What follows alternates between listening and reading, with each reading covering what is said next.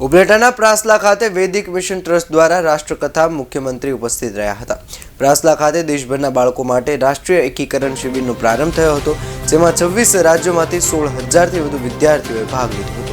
10 દિવસ માટે યોજવામાં આવેલ શિબિરનો ઉદ્દેશ્ય યુવાનોમાં રાષ્ટ્રીય અખંડિતતા, એકતા, સામાજિક સમરસતાની ભાવનાને પ્રોત્સાહન આપવાનું અને તેમના શૈક્ષણિક અને બૌદ્ધિક વિકાસમાં વૃદ્ધિ કરવાનું છે।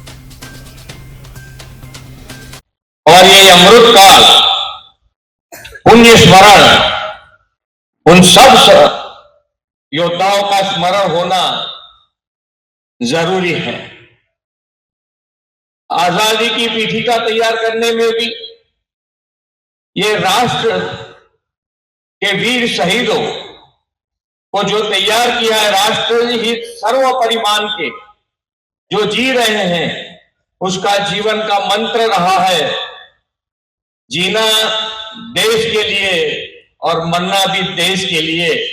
ये ध्येय मंत्र के साथ अपने शहीद जो हुए हैं, उन लोगों ने उनकी जिंदगी जीवन जिया है।